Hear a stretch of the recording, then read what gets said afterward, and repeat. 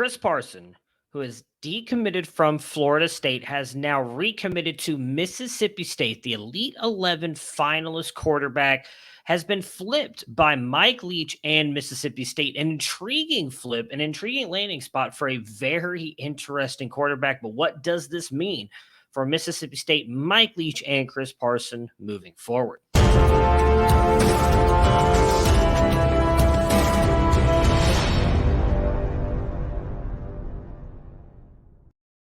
So Chris Parsons sits at 6 foot 200 pounds. He is a 4-star in the 24/7 Sports composite ranking as QB 19, but he is a 3-star on 24/7 Sports as QB 25. As I mentioned, he was committed to Florida State, and there were a lot of rumors that because Florida State was going in on Brock Glenn, and maybe that's who they were going to get, that Chris Parson decommitted.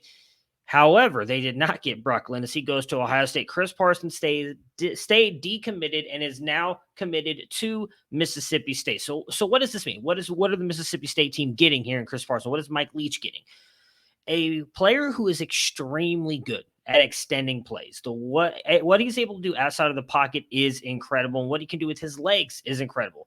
He can burn defenders, and he's a dangerous threat on the ground. He had over 1,000 rushing yards just last season. He does have some physical arm talent as well as he can throw the ball with good velocity and challenge all three levels of the field and work the sidelines. He thrives, though, when he is out of pocket and making plays out of structure when everything is breaking down. Is really when he seems to thrive. I guess the biggest things, if you want to talk about things he could improve on, is he does seem to struggle with consistency in his accuracy, and he does not show a lot of throws with placement, and his ability to kind of layer the ball over defenders or really taking something off. It's almost always fastball. Doesn't necessarily throw that changeup in there every once in a while, if you guys get what I'm saying. What does this mean for Mike Leach? I think it's an interesting fit. We know that he loves to throw the ball. They've got Will Rogers there this year. I do think there's still a chance that he comes back for his senior year. If he goes out and puts up massive numbers again, maybe he gets some draft buzz. But when you go back and look at the quarterbacks that have come out of the air raid system and gone into the NFL, there's only one that sticks out that has succeeded, and that is Patrick Mahomes.